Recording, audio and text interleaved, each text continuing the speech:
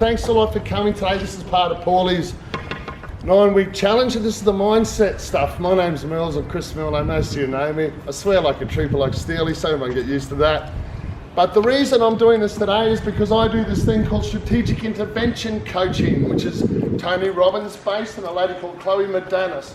They're psychologists, and we all know who Tony Robbins is. And basically what I love about strategic intervention coaching is that it gets to a solution in a hell of a hurry compared to older models which may look at you going back and looking at your past and sticking to your past.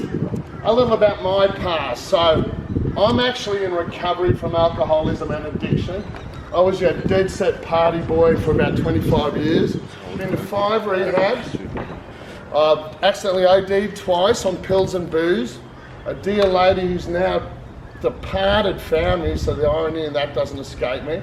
2009, I smashed up New Farm, crashed into 8 cars at 12 o'clock on a Friday night, had a television crew in my face, and things were really heavy. So I'll go back a little bit. My second son's 13 now. I was on a bender the day he was supposed to be born. Thank God he didn't. I dragged my sorry ass to AA. That was the very first time I admitted publicly that alcoholism was ruling my life and lots of other stuff.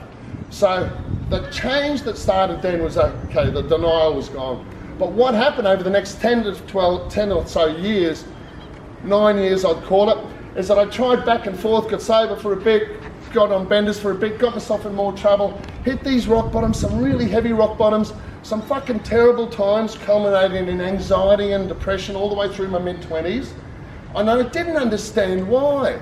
And then what that would do to a person like me who's gregarious and fun and loves life, or he thinks he does, and is probably a little bit below the person. I've evolved a lot now, but I'd be walking along and I'd get hit by this depression, and then all of a sudden I couldn't talk to my friends, or I couldn't go to my work, or I couldn't do anything, and I just had to lie in bed. I'm going, fuck, I'm mad. And maybe even worse, I'm broken, or I'm damaged, or no. And then what would end up happening is, my alcoholism is so strong that I take one step through into a bottle shop, 3 little vodkas down the throat, and the cycle continued. So it got very heavy and very dangerous. I've got 2 beautiful sons too, Michael 18 and James is 15. Now, they saw a lot in their life, and there's a reason they've turned out so wonderfully. I'll go back through that later, but it's so important that you guys know where I was and where I am today.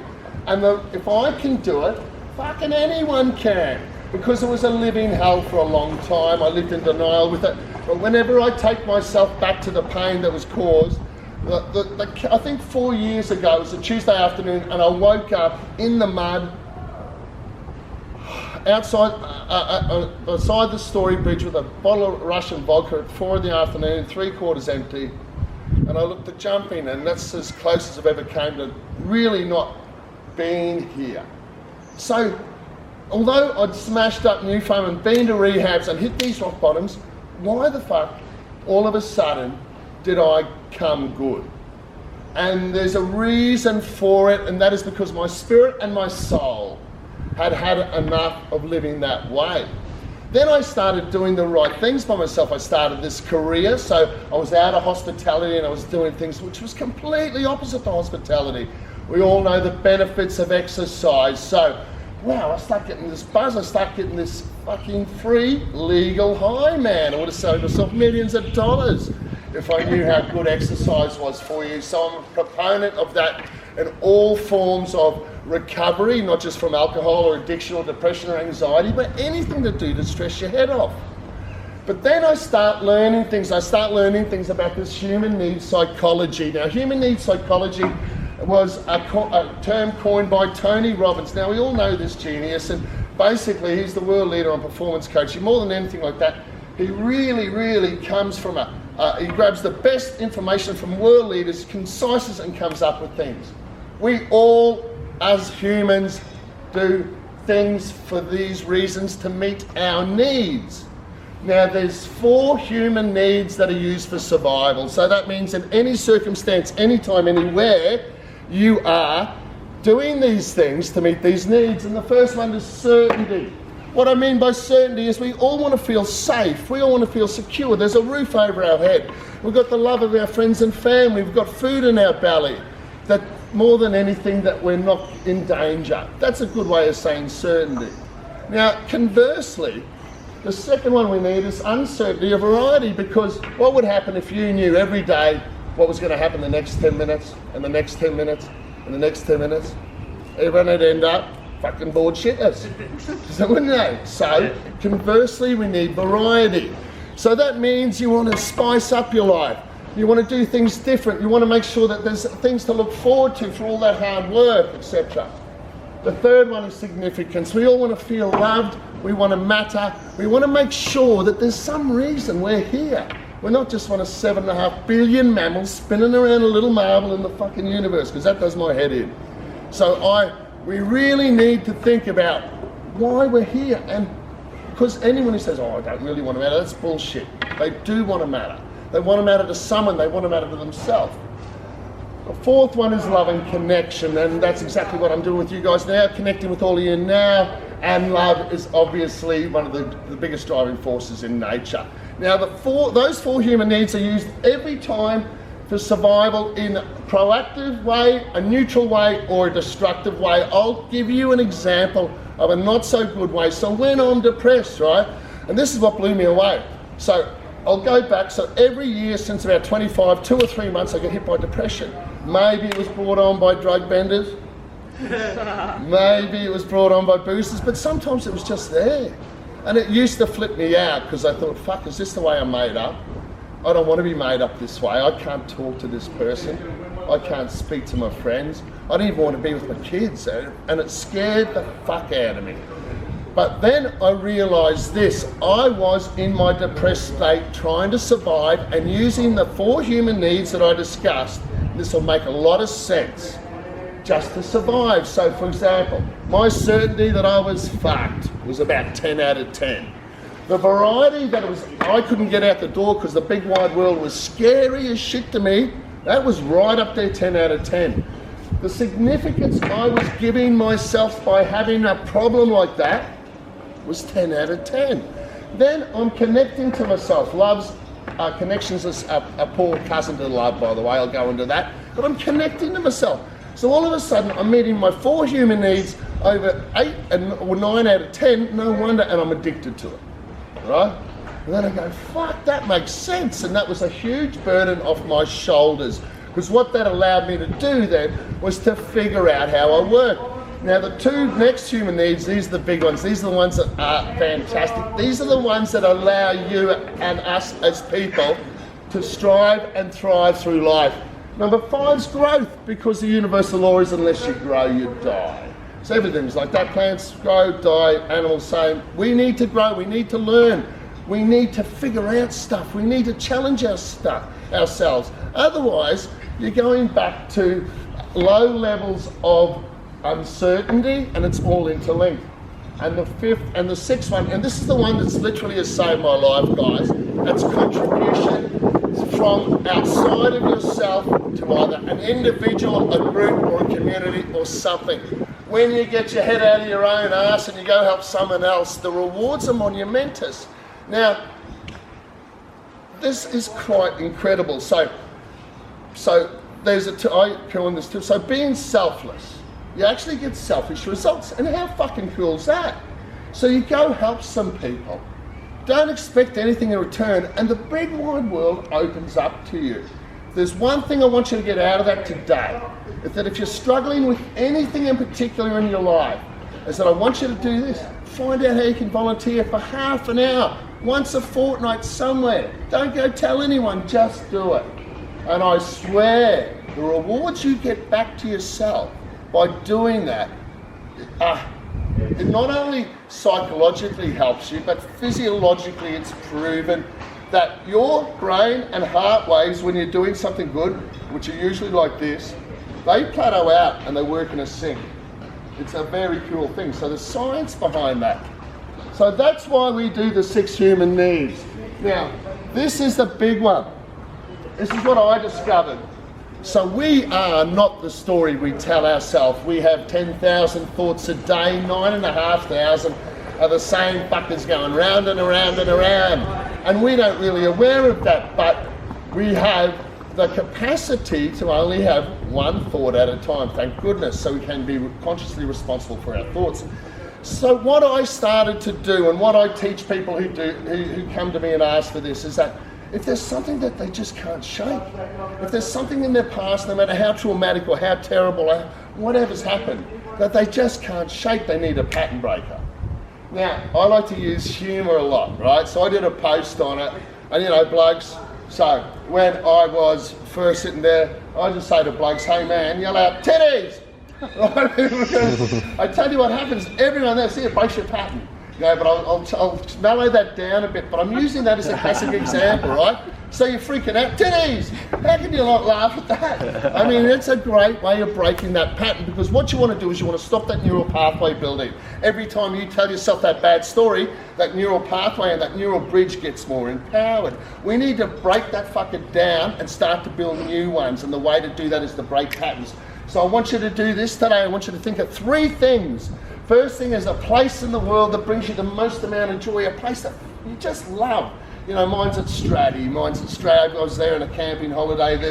I used to watch the sun come up, we were camping down there, there's a dune up here, I'd be in my bathrobe, nothing else, have a pot of coffee, a packet of durries, there'd be the sun coming up, there'd be kangaroos, there'd be dolphins in the water, there'd be this hawk and this eagle, and it happens 5 and 6 times in a row.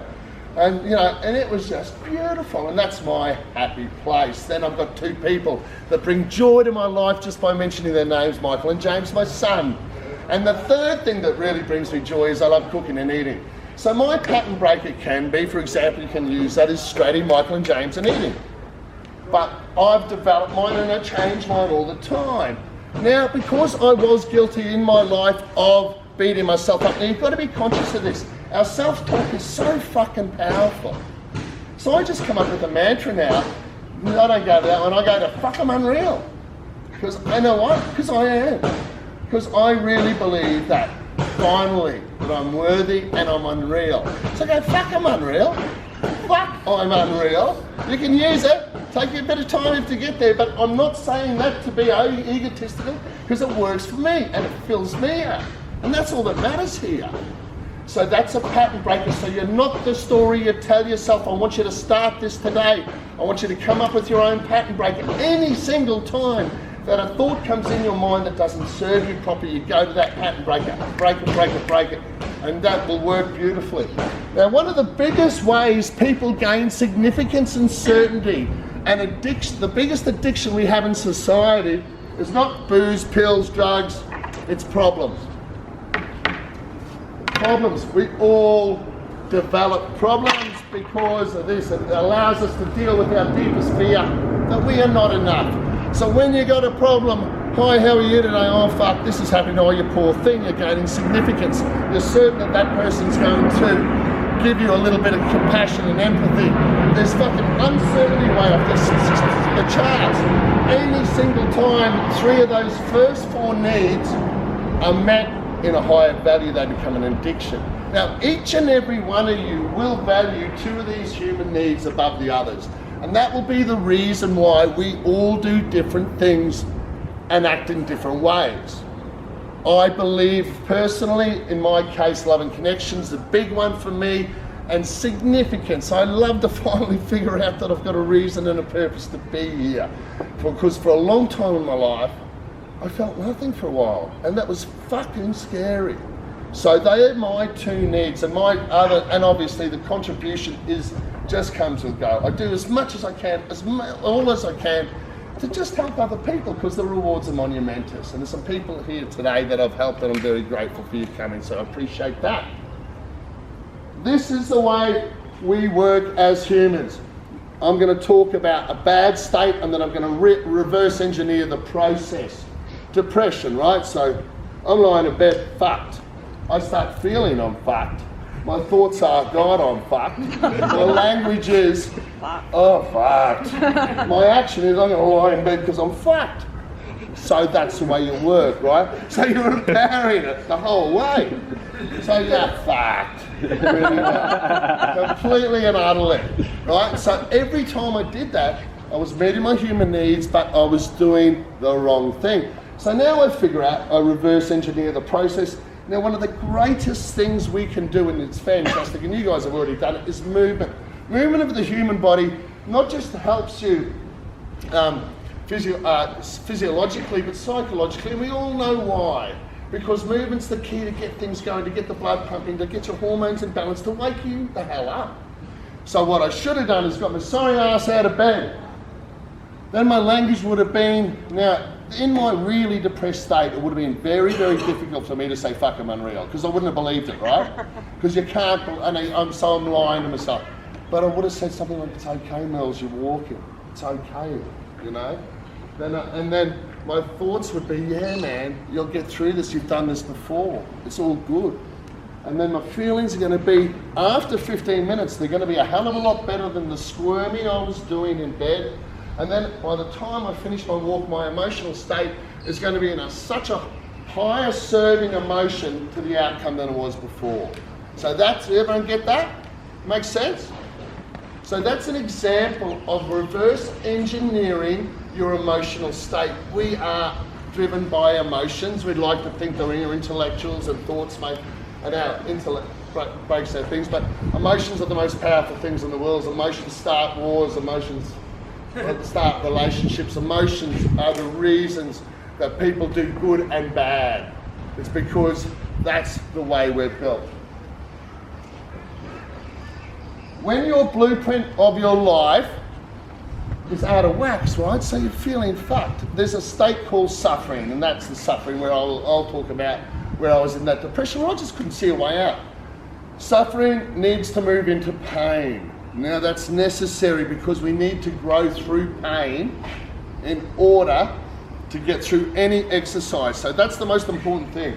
If you're in a state of suffering, you need to use that pattern breakers. Then you've got to figure out what you can do to move from that state of pain and grow through that. And that will get you to a better state. And the state I'm talking about is the state we're all in now. We're all feeling good, we've exercised, we're feeling great. Life's pretty cool, it's a lovely sunny day, and everything like that. So if you're not feeling good, there's a thing called the crazy eight up the top.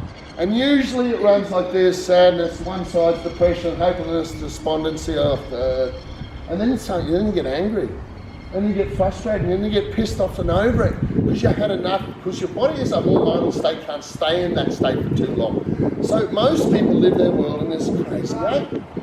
And what you can't do is stay in that for too long. So you'll either come down out of it by using fear, and I'll use my addictions as that. So I got on the piss or whatever I did on the Charlie to get out of that state of feeling off the, so it would take me away from that.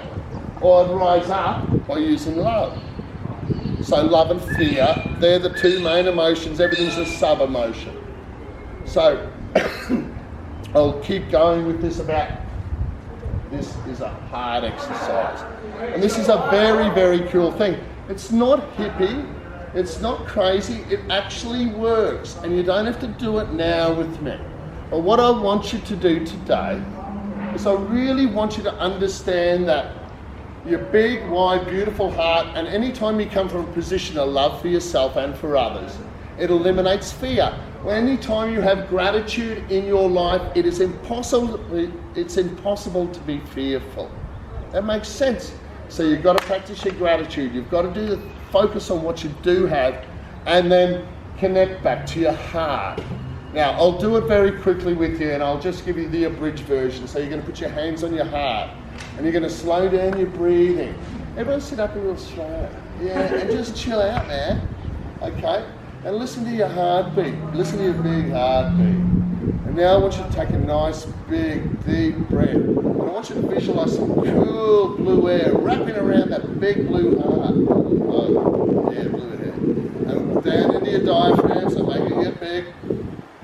Oh, make a bit of a noise, and then you can start to blow out the red shit storm. And every breath you take, you wrap it around your big, beautiful heart. And you start to feel grateful for everything you've got. You start to listen to your heartbeat. You start to put a smile on your face. Bring in that big, cool, deep breath. And then blow out the now that you'll notice the red shitstorm starting to turn to orange, so that all of that angst is starting to change. Go, listen to your heart again and breathe in deep. Breathe in deep and wrap that air around your heart. And look, have a big, goofy smile in your place and go to your state of joy. Go to somewhere in your life that you have the best time in your life. Oh man, that's good. And then breathe out and notice how that orange breath's going into yellow now. And then you're going to breathe into your heart again, a big white light, a big white cleansing, beautiful light that wraps all the way around your heart, into your diaphragm, and there's nothing left except a little bit of yellow crackle. You're going to blow that out, and then that white breath. And now everyone just chill out. I want you to open up your eyes. I just want you to look up at the sky. Spend about 30 seconds just listening to your heart. Just being grateful.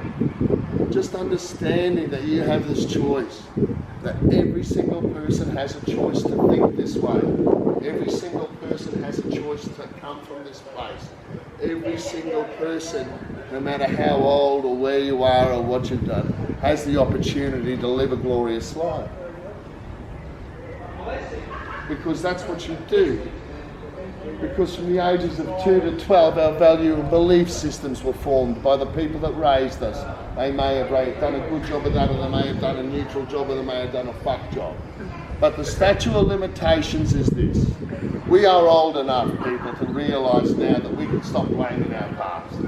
But what happened. And I'm going to give you a really cool exercise. So, I'll use me as an example. It's all about me. See you, honey.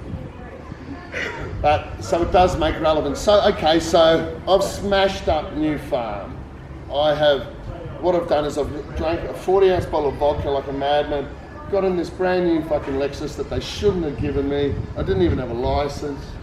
I went to my mum's, took 2 of the Stilnox tablets, woke up 3 hours later, put my undies on backwards, and just started dodging derby through the streets of New Farm at 12 o'clock on a Friday. Now, my goodness, so I wake up at home with a television crew in my face, and it's drunken rampage through the streets of New Farm. And I can tell you now that was probably the most humiliated, shameful, scared, fucked up, not terrible event of my life. Because it wasn't just me I'd affected. It was out there publicly. And more than that, it was my children. More than that, it was everything. So it was heavy. Now, I could choose, if I had to look at that and go, oh, fucking disaster, but I don't do that anymore.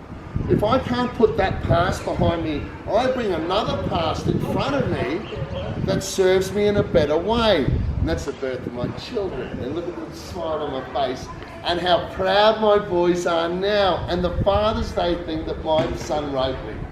And it's so gorgeous. Now, that's the past I'll look at. So if you can't put your past behind you, choose the fucking past that's going to serve you best. Does that make sense? You choose because you've got that choice. And every single time that trauma or that episode or that something that has fucked you over comes into your head, you break your pattern.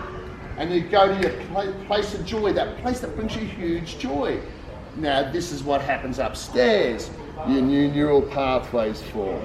Every time you practice that, in 7 days your neural pathways will be stronger again. I do it every day.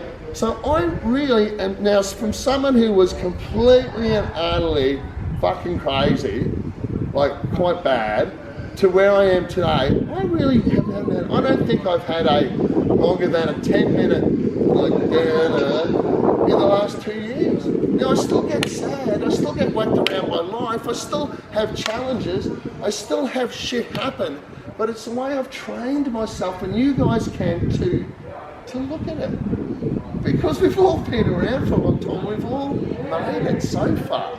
So it's about time we stop beating the fuck out of ourselves and started rejoicing in the beauty we are, because every single one of us are made of the same thing, flesh, blood, you know, all that stuff. We're all made of the same stuff. There's no one greater or lesser than anyone in this world.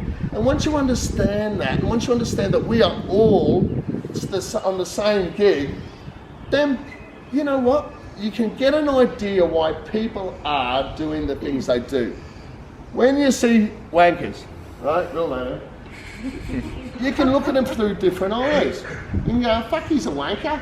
But all he's trying to do is meet his human needs, poor bugger. And what that does is understand that, because that's all he's trying to do. So the big, someone who's fucking beat notes himself or just pisses you off, or the aggro bloke in traffic or whatever, all they're trying to do is survive, guys. And when you can look at it through empathy and compassion for the fellow person, the results are selfish because you're being selfless. You're giving compassion and empathy to someone. Really? Do you really want to fucking waste your time with someone you don't know who's pissed you off? Like, what? That's fucking madness. But we do it, don't we? We go, oh, you fucker. I chased a fucking bloke bigger than you down the highway once because he cut someone off going, and then I pulled myself back and said, oh, okay, chill out. So we do silly shit, but it never served me. But if you can understand that people do everything to meet their human needs in a positive, neutral or negative way, you'll never look at the same way again and why people are doing the stuff they do. So that's what I want you to get out of today. The surest way to sustainable, not obtainable, sustainable happiness is progress, guys. You've got to keep improving. See, if you meet a goal, you go, oh fuck, I got that was good. And then you go, oh yeah, what do I do now? So it's not the goal, reaching the goal, it's the progression of keeping moving, keeping going, doing something that floats your boat, gardening, whatever. Success means different things to different people. I know a person who loves to garden, they love their beautiful garden, that's their success. I know a bloke who makes $1 million a week, that's his idea of success. He's actually a great bloke. But I know other people who are wealthy and it corrupts them. So success means things for different people. And whatever the success means to you, which is cool. That's the main thing, because we should never compare ourselves with others. That's the most dangerous game you can play, because you don't know what shoes. I'll tell you a very quick story. I'm at my bowls club. I had 3 catering businesses once. It was a Sunday afternoon. I see this beautiful family pop up in a BMW. Hot chick, good looking man, 4 children, walking inside. I've just been divorced. My wife's down the coast with the kids. Things are going to shit for me.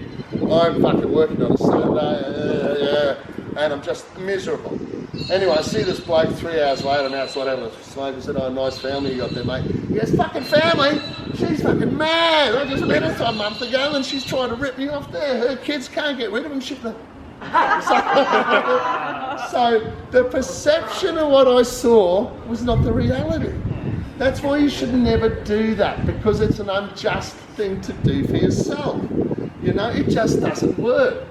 So you should never, ever assume. But what you should always do is have compassion and empathy and contribution and growth. And I swear, this will get you to happy places, man. I am one happy dude these days. And and if, like I said, if I can train myself to do this, anyone can. But you need repetition, you need you need to do it through a morning ritual. For 20 to 25 minutes, this is my gig. Get up early, listen to the birds, make a cup of coffee, hang out in the nude, maybe not. It doesn't matter, Depends if mum's there. And just chill. And then I go, what are you going to do today? I go, I don't know, I might listen to that bird for a little bit longer. Oh yeah, that's right, I got to boil some eggs.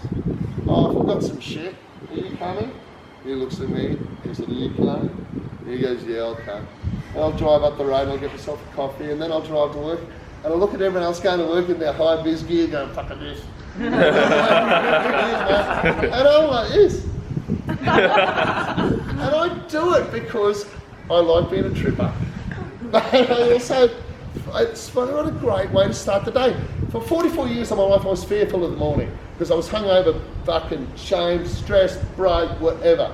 And then I discovered this glory of the morning. So you've got to give yourself a morning ritual. You do this 20 minutes. And then what? You got that luxury of forgetting shit. Oh, I forgot that. I'll go back and get it. Then this is the big gig. On your way to work, notice everyone doing this. Everyone's got their fucking head down, either on that phone or looking at 9 foot of dirt. Look at that. What are you going to see? Shit, dough back, beautiful dog. But now, the common expression called chin up is literally means this, chin up. And all of a sudden this would happen, okay? I'm going to talk about the triad of your state. So I'm going to give you an example how we can change our state in an instant. That means you can change your state in an instant because you can access that joy I talked to you about. That's what I want you to practice. But we're going to change our state from fucking despair. Choice to use the words, fuck, I'm unreal, I'll say. And then my focus is on the cracker day I'm going to have. So this is neural pathway building again. This is what we do. This is the way we get rid of those old neural pathways. Fuck off that story. Now, I want you to do one thing for me today. If there is something that has been there too long, you fucking get rid of it today. You have a chance to get rid of it today and replace it with a story that brings you joy. Now that is by doing it consciously and with breaking the pattern. But it's just as easy to do that than to tell yourself the same shit, and you're worthy of it above everything. So, 3 things to change your state: the way you hold your body. The second one is your language, and the third one is what you focus on. That will change your state, and then you continue with it, and that will give you instant change. Now, I'm going to give you 2 more things, then we finish, guys. So, the joy principle versus the subconscious mind, trademark Chris Merls Merlo. Is that very thing. See, our subconscious is the thing that drives those 10,000 thoughts. Our subconscious has been established from our belief and value system from the ages of 2 to 12. The way we use our human needs and value the 2 over the others is responsible for each and all of us doing the things we do in either a positive, neutral, or a destructive way. So, I like to sit there and literally think of some things that give me immense joy. We've all had immense joy because you know the great thing about our brain, it can't distinguish between what's real and what's not. Otherwise, because memories are just memories, right? So that makes sense. You get that. You can't distinguish between what's real and what's not. This is very real, by the way. I hope. I'm not a hologram. And then, so what you have the opportunity to do is 8 minutes before you go to bed at night.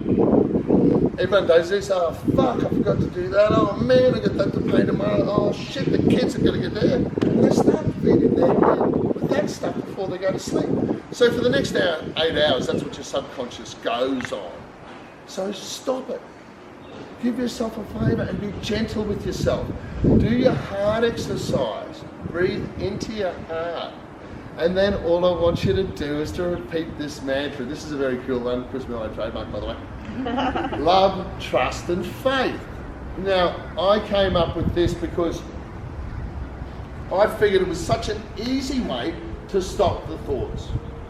Because our thoughts, or when you're in AA, and I've been to all them, they call it the committee in your mind. You know, the racing thoughts fucking can't stop something. So, you know, we all got that committee in our mind, 1,000 people. In my case.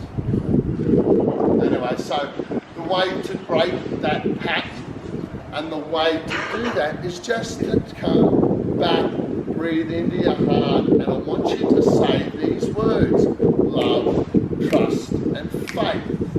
I'll explain what they are. The way I'm clicking my fingers, it's called an anchoring. So it's actually complementing and increasing the power of those words. So anchoring, love, trust, and faith. So first of all, love. So I connect back to my heart. So already fear's gone and I start thinking of things I'm grateful for. Trust.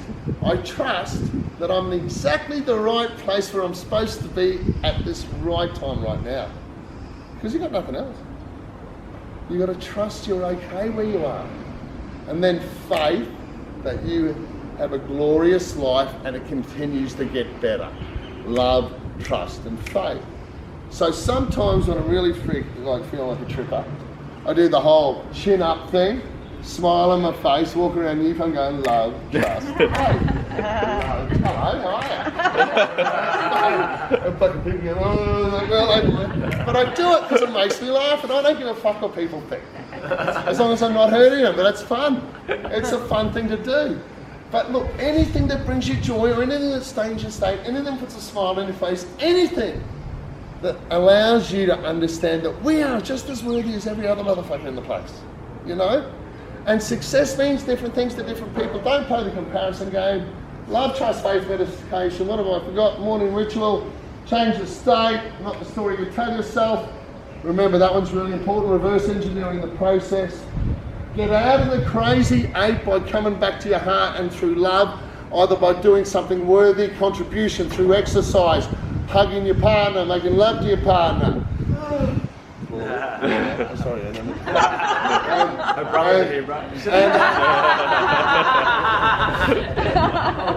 Single? and so you've got to get out of that by coming back to your heart. Now then, progress is the surest way to happiness. Now I'd like you to do that. My number's up the top, and that's my email address, chrismerlo@icloud.com. Giving you a little bit about what this is about, but if it's okay, I'd like to just, Livy, I helped with this, it was just a one-on-one session. And Liv, can I ask you honestly what you thought of it? It was fantastic. I'll give you a little bit of a background. Almost 10 years ago, I had something, I walked myself into a situation which I've never been able to get over, and it's put a cloud over my head.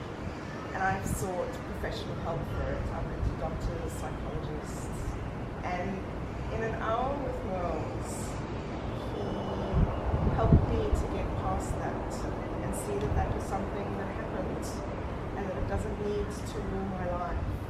And he validated the fact that it was a horrible thing for me and that it was okay to feel like that. I mean, and both Annie and Paul know how much of a stressor and how much anxiety I get. And granted, I only saw Merls on Thursday, but I can feel the difference. I'm so much happier, and the pattern breakers are working. And I always get frustrated when I go to work. And last night I had one of the best nights of work, even though we were 3 people down and I was running around like a headless chicken. It was great. So, yeah, Libby, that's so special. I so I can't thank Merls. Thanks so much, honey. Beautiful. Thank you. But although I'd like to think I am some sort of wizard, I'm not at all. This is just stuff I learned. But Libby was very receptive and very open, and that's just, I'm so happy I've got goosebumps, honey, that they've got such a good buzz out of it. And it's worked because you know what we've talked about as the planners. So also, guys, just, anytime you want a little hand trying to get through something, like Libby did, just make sure that you don't be scared. I do this as well as my PT work, and in an hour I can get you to a better place. I really appreciate your time. Thanks so much.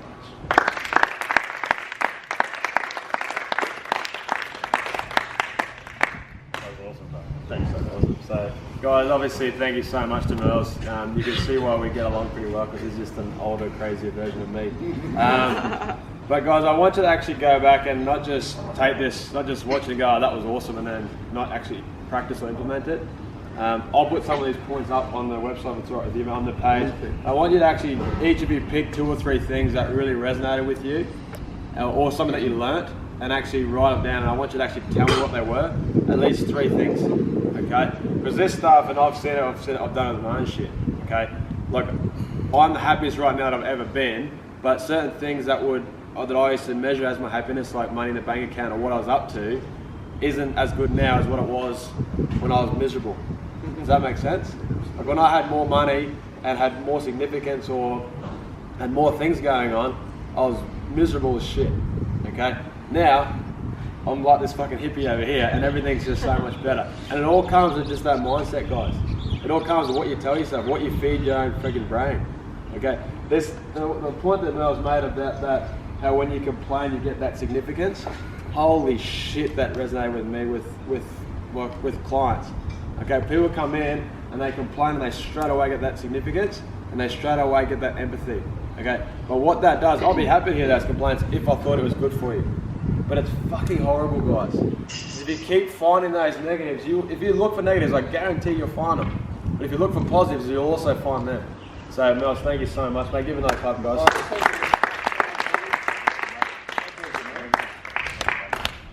Awesome. Now I'm going to bring this down.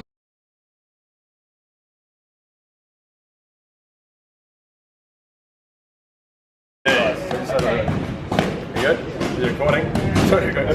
Hey guys, so I actually meant to do this in the seminar, but wanted to introduce Sam and Sarah, our team naturopaths. Guys, these guys really can help you with in terms of optimizing your health. Okay, there's lots of things they can do as far as guts and blood work and live blood sampling, all that sort of stuff that will actually give some really good indicators of your health. They fixed Eddie's gut after 2 years of issues. I'm sure I'll be saying that. Sarah fixed her in about 4 weeks. Up to some pretty heavy medication she took to go to PNG. So guys, honestly, if you've got, listen here, if you're not doing a regular shit every day, okay, come and see one of these guys and get that shit sorted out, excuse the pun. But also, if your adrenals, if you're fatiguing out, if you just feel like you're not recovering well, come and have a chat to these guys. They're awesome people, they're very nice, and they'll sort you out, okay? You want to add anything or? Well, it's just Natology practice in Tenerife. Natology.com.au. You can find us on as well, so more information on that. Feel free to contact us as well. I'm sam.cartwright@natology.com.au. And sarah.henshaw@natology.com.au. Free to answer any questions that you may have. Boom, awesome. Thanks guys. Thanks.